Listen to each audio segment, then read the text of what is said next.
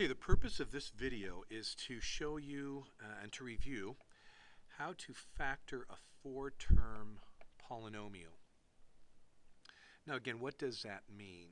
There's a couple techniques here. There's what I call 3-by-1 grouping, and then there's another way of doing this called 2-by-2 grouping. So other books, other texts, other keywords that you might want to look up when you're using Google or something to find out how to factor these things is factor by grouping is another way of looking at this.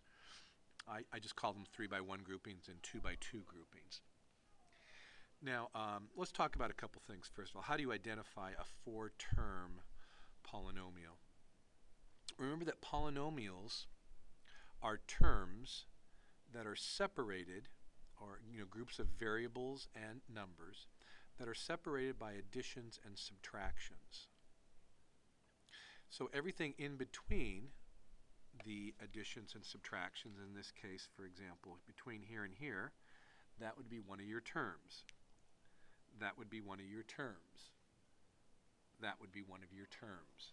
And then finally, that would be one of your terms. So this is a four-term polynomial. So that's the first thing you probably need to look at.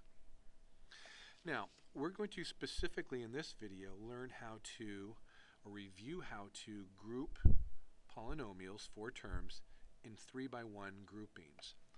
Now, what does a 3-by-1 grouping mean? Well, basically what you're trying to do is group three of these terms into a trinomial, which means that you have one left over, so you have a monomial.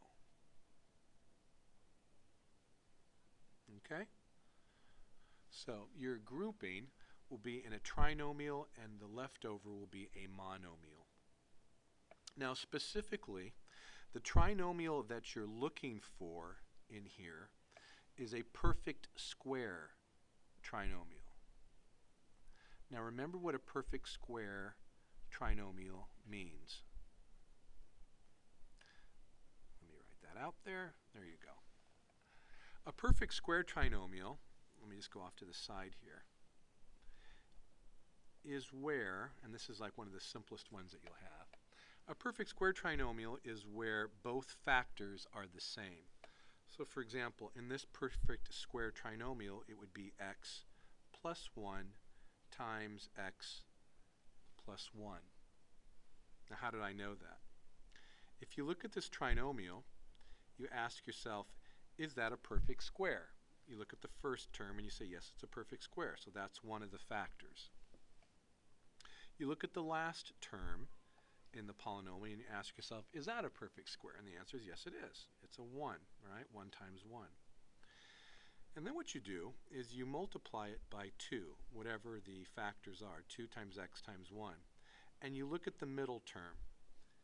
Is 2 times x times 1 equal to 2x? In this particular case it is, isn't it? So what you say is, this is a perfect square trinomial. You go x plus 1, you take whatever sign that is and put it in the middle, and then you square it. That's a perfect square trinomial.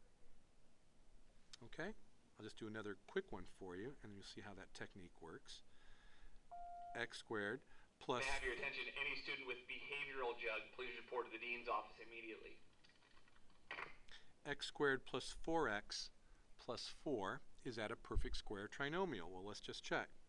Is that a perfect square? Yes, that's one of the factors, x times x. Is that a perfect square? Yes, it is. Factors are 2 times 2. Is this term 2 times x times 2? And the answer is yes, it is. So you take the two factors, you take the sign, and then you square it. Okay, so that's how you recognize perfect square trinomials. Now let's go back to our original problem.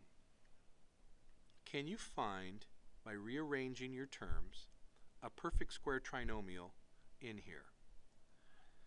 And if you look at it long enough, you'll see, oh yeah, you know what? There is one. It's x squared plus 10x plus 25, and then minus 4y squared. That's a perfect square trinomial. So what I want you to do is to group it that way. Group it like a trinomial and make that the monomial. Now once you've done that, remember how I keep on saying that difficult problems are just a bunch of simple ones that they stacked together? In four-term polynomials, what you're doing is you're trying to find trinomials and monomials for one way of grouping them, and you can guess that this is going to be two binomials. That's another possible way of grouping them. Once you've grouped it this way, go ahead and factor that trinomial. It would be what? X plus 5, quantity squared, and then minus 4y squared. Now, in step 3, look what you've got. Now you've got a binomial that's a difference of squares, don't you? Here's a square minus, here's a square. Now, how do you factor a difference of squares? You put two binomials, you go plus minus, and then you take the square root of each one of those and put them in the right spots. So this is going to be x plus 5 goes here and here, and 2y would go here and here. And that is your final answer. You've now just taken a four-term polynomial, you've grouped it 3 by 1, a trinomial and a monomial, you've changed it into a difference of squares, and then factored that difference of squares. Now, not all four-term, by the way, if you want to check and see whether this answer is correct or not, just go ahead and multiply this out. Put it in that box method from a previous video that we've done, and you'll check and see that you'll get this exact same answer. Now, a couple things to look for. Not all four-term polynomials will group according to a perfect square trinomial and a square monomial. If it doesn't, then you try the 2 by 2 grouping, and I'll do that in a different video. And if it doesn't work for either one of these, then your polynomial is prime. Your four-term polynomial is not factorable, and you just leave it alone. Okay, I hope that helped. If you have any other questions, go ahead and send me a message, and I'll try to send up another video for you. Okay, good luck.